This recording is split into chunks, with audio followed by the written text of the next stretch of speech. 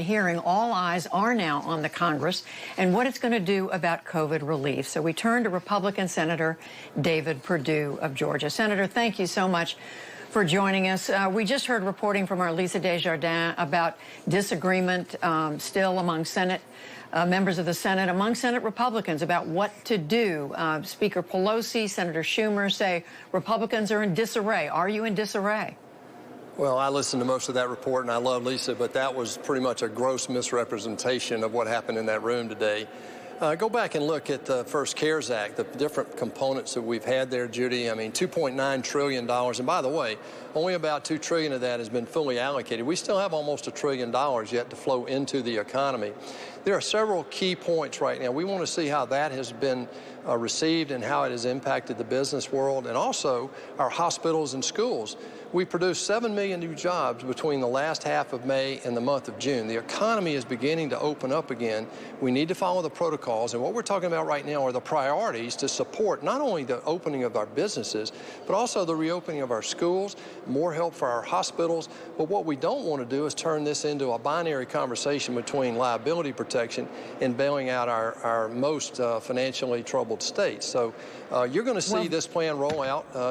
Leader McConnell talked about parts of it today, $105 billion he talked about today for education, and there'll be some other things coming in the next few days.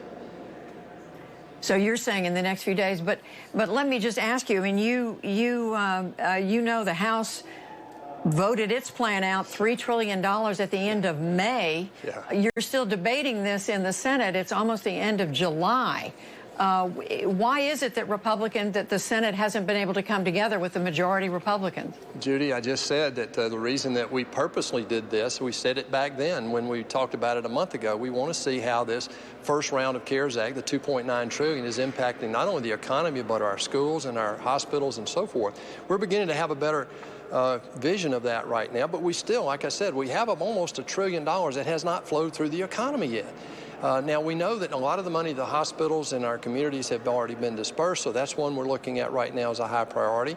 Reopening schools is such an emotional issue that, we're looking at that very carefully. And also PPP. We still have almost $140 billion that has not been allocated of the $660 that went to that. The Main Street program is just now going out.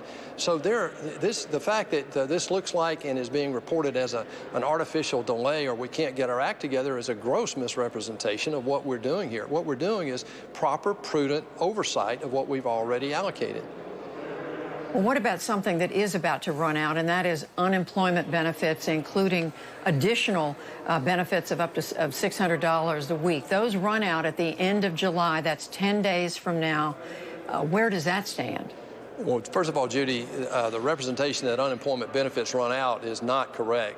What happens to run out is the premium, the $600 premium. And I can tell you in my state, the number one thing that's holding us back from opening up a lot of small businesses further than they are is the fact that they're having trouble getting people to come back to work because of this premium. In our state, they do get a premium. Many of the people who are working get that premium. I believe that going forward, we've got to reopen the economy, follow the protocols, and in my state particularly, that doesn't include a premium that we've just done to help in the worst time. We're moving past that now, and the thing we're focusing on is putting the money where it needs to be, and we're looking at maybe reprogramming some of the money that has already been used in the first round of CARES. Two very quick questions about this COVID relief, and I do want to ask you about schools, but one is the president wants to cut payroll taxes. Are you in favor of that? Well, I think incenting people right now through payroll tax is one way to do it. And I do support that, actually. I support that better than giving just a direct payment like we did in the first round of CARES. I really oppose that because we didn't see the impact back in 11 and 12 when that was done. But this thing of incenting people through the tax structure, I do support. As a business guy, I think that does work. It needs to be targeted, it needs to be short-term, and it needs to be focused on the immediate needs of the next few months. I want to ask you about your proposal on schools, K through 12 schools, to help them come up with the best plan for reopening. As you know, a number of teachers are saying they are concerned about the rush to reopen. How much does your plan take into consideration the needs of teachers? I know both of your parents were teachers. Well, thank you, Judy. Yeah, this is very sensitive to me. I know it's a tough decision by local administrators. I believe the best decision is made by the local parent, teacher, and administrators, and so does President Trump. And that's why he's pushing this down to the state level. Look, we know this is a very emotional thing. I've just been on the phone with superintendents and principals today talking about this for our state. And what we're really trying to do in my act is give them some help. Right now, we have about $105 billion coming in this next round, potentially for K through 12 and also our colleges. In K through 12, though, if we're opening the economy and these working parents are going back to work, we've got to find a way to safely take care of the education of our children. About half the schools, so far, many schools are doing a hybrid program right now until they get more clarity, but more testing, PPE, integration with healthcare, getting a database to know what's going on in those schools, and getting a summary of best practices. These are all things that makes common sense to try to help these administrators make good decisions about protecting our kids and, oh, by the way, the families they go home to. Many of the largest school districts in the state of Georgia are saying they are not going to go back, start the fall semester with in-person classes. Are they making a mistake?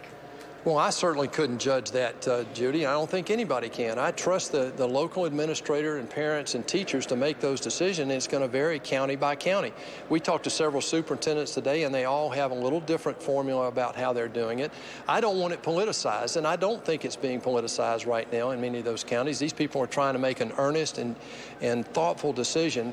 The priority is protecting our children and their families, and also reopen the economy and make sure that we don't have these kids lose significant portions of this year in terms of education. Look, this full court press we're making on regimen treatments and a vaccine are all integrated into this effort to open the economy, get our schools moving again, and get us back to some sort of normalcy here as soon as possible. Very quick final question. You mentioned testing in schools.